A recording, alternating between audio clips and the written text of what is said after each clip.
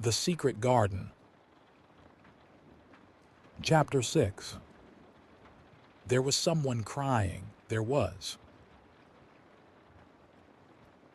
Silence. 400 the next day, the rain poured down in torrents again. And when Mary looked out of her window, the moor was almost hidden by gray mist and cloud. There could be no going out today. "What do you do in your cottage when it rains like this?" she asked Martha. "Try to keep from under each other's feet mostly," Martha answered. There does seem a lot of us then. Mother's a good-tempered woman, but she gets fair moithered. The biggest ones goes out in cowshed and plays there. Dickon he doesn't mind wet. He goes out just same as if sun was shinin'. He says he sees things on rainy days as doesn't show when it's fair weather. He once found a little fox cub half drowned in its hole, and he brought it home in bosom of his shirt to keep it warm. Its mother had been killed nearby, and hole was swum out, and rest litter was dead. He's got it at home now. He found a half-drowned young crow another time, and he brought it home, too, and tamed it. It's named Soot because it's so black, and it hops and flies about with him everywhere.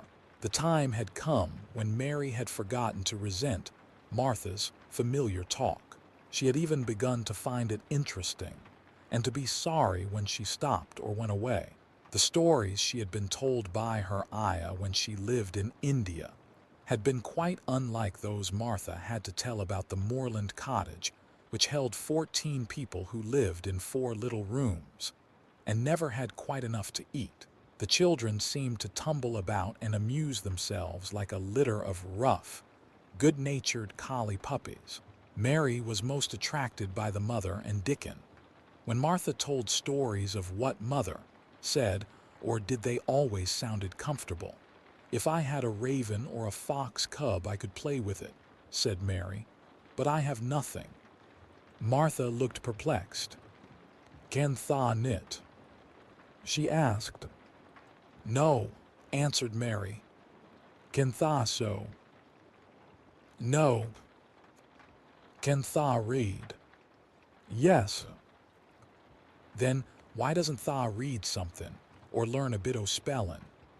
Tha'st old enough to be learnin' thy book a good bit now." "I haven't any books," said Mary. "Those I had were left in India." "That's a pity," said Martha. "If Mrs. Medlock let thee go into library, there's thousands o' books there." Mary did not ask where the library was, because she was suddenly inspired by a new idea. She made up her mind to go and find it herself. She was not troubled about Mrs. Medlock. Mrs. Medlock seemed always to be in her comfortable housekeeper's sitting room downstairs. In this queer place, one scarcely ever saw anyone at all. In fact, there was no one to see but the servants, and when their master was away, they lived a luxurious life below stairs, where there was a huge kitchen hung about with shining brass and pewter, and a large servants' hall where there were 4 or 5 abundant meals eaten every day, and where a great deal of lively romping went on when Mrs. Medlock was out of the way. Mary's meals were served regularly, and Martha waited on her, but no one troubled themselves about her in the least. Mrs. Medlock came and looked at her every day or two, but no one inquired what she did or told her what to do. She supposed that perhaps this was the English way of treating children. In India, she had always been attended by her ayah, who had followed her about and waited on her, hand and foot. She had often been tired of her company. Now she was followed by nobody, and was learning to dress herself because Martha looked as though she thought she was silly and stupid when she wanted to have things handed to her and put on. "Hasn't tha got good sense?" she said once, when Mary had stood waiting for her to put on her gloves for her. "Our Susan Ann is twice as sharp as thee, and she's only 4-year-old. Sometimes tha looks fair soft in head." Mary had worn her contrary scowl for an hour after that, but it made her think several entirely new things. She stood at the window for about 10 minutes this morning after Martha had swept up the hearth for the last time and gone downstairs. She was thinking over the new idea which had come to her when she heard of the library. She did not care very much about the library itself, because she had read very few books, but to hear of it brought back to her mind the 100 rooms with closed doors. She wondered if they were all really locked, and what she would find if she could get into any of them. Were there 100 really? Why shouldn't she go and see how many doors she could count? It would be something to do on this morning when she could not go out. She had never been taught to ask permission to do things, and she knew nothing at all about authority, so she would not have thought it necessary to ask Mrs. Medlock if she might walk about the house, even if she had seen her. She opened the door of the room and went into the corridor, and then she began her wanderings. It was a long corridor, and it branched into other corridors, and it led her up short flights of steps which mounted to others again. There were doors and doors, and there were pictures on the walls. Sometimes they were pictures of dark, curious landscapes, but oftenest they were portraits of men and women in queer, grand costumes made of satin and velvet. She found herself in one long gallery whose walls were covered with these portraits. She had never thought there could be so many in any house. She walked slowly down this place and stared at the faces, which also seemed to stare at her. She felt as if they were wondering what a little girl from India was doing in their house. Some were pictures of children, little girls in thick satin frocks which reached to their feet and stood out about them, and boys with puffed sleeves and lace collars and long hair, or with big ruffs around their necks. She always stopped to look at the children and wonder what their names were and where they had gone, and why they wore such odd clothes. There was a stiff, plain little girl rather like herself. She wore a green brocade dress and held a green parrot on her finger. Her eyes had a sharp, curious look. "Where do you live now?" said Mary aloud to her. "I wish you were here." Surely no other little girl ever spent such a queer morning. It seemed as if there was no one in all the huge rambling house but her own small self, wandering about upstairs and down, through narrow passages and wide ones, where it seemed to her that no one but herself had ever walked, since so many rooms had been built. People must have lived in them. But it all seemed so empty that she could not quite believe it true. It was not until she climbed to the second floor that she thought of turning the handle of a door. All the doors were shut, as Mrs.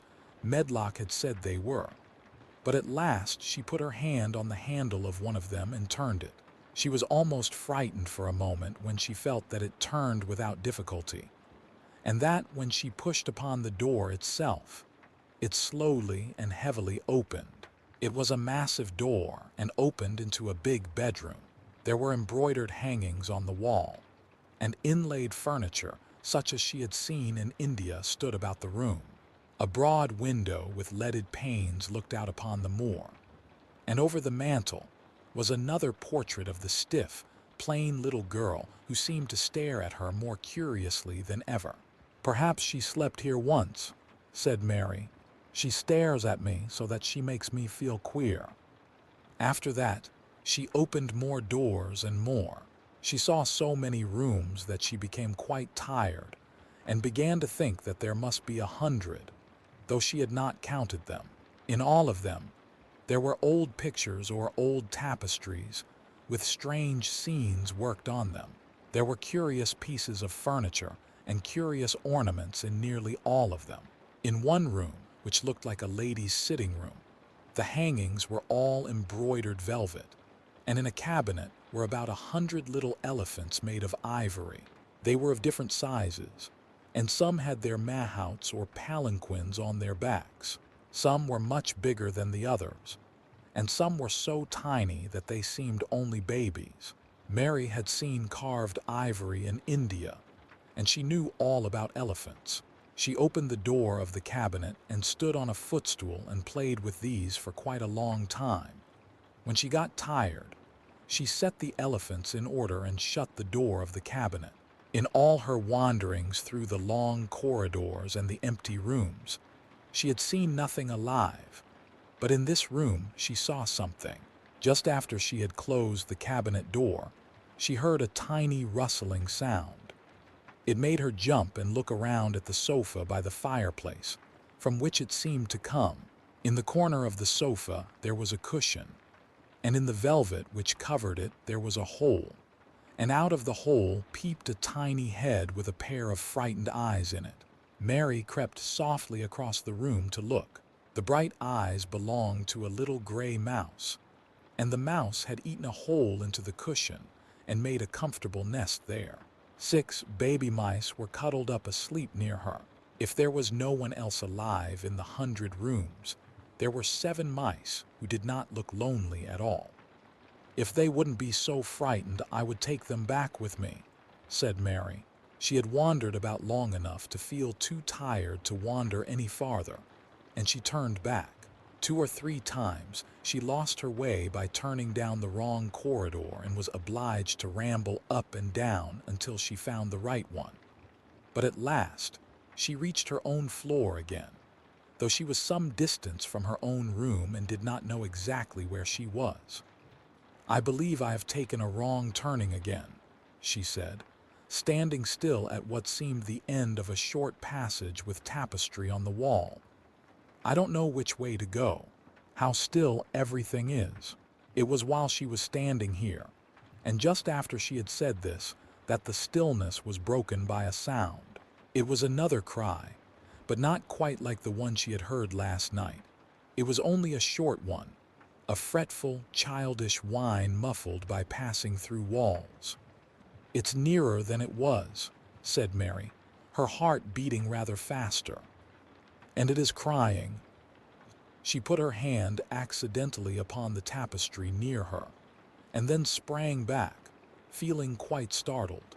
The tapestry was the covering of a door which fell open, and showed her that there was another part of the corridor behind it, and Mrs.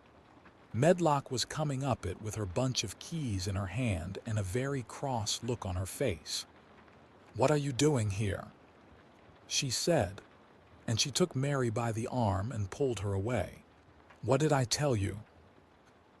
"I turned round the wrong corner," explained Mary. "I didn't know which way to go, and I heard someone crying." She quite hated Mrs. Medlock at the moment, but she hated her more the next. "You didn't hear anything of the sort," said the housekeeper. "You come along back to your own nursery, or I'll box your ears." And she took her by the arm and half pushed, half pulled her up one passage and down another, until she pushed her in at the door of her own room. "Now," she said, "you stay where you're told to stay, or you'll find yourself locked up. The master had better get you a governess, same as he said he would. You're one that needs someone to look sharp after you. I've got enough to do." She went out of the room and slammed the door after her, and Mary went and sat on the hearthrug, pale with rage. She did not cry, but ground her teeth. There was someone crying. There was, she said to herself. She had heard it twice now, and sometime she would find out. She had found out a great deal this morning. She felt as if she had been on a long journey, and at any rate, she had had something to amuse her all the time. And she had played with the ivory elephants, and had seen the gray mouse and its babies in their nest in the velvet cushion.